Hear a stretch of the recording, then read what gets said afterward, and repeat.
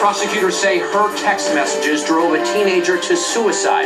Coming up at 5, the case begins with the young man's mother remembering the day her son took his life. Plus, dozens of high schools all over the state still use mascots with Native American nicknames. But there's a move on Beacon Hill which could end that for good. Plus, where in Boston you'll be able to hail a ride in a driverless car. And a record chill for the month of June outside today. Can't get much chillier. In fact, it can get a lot brighter. The forecast at 5.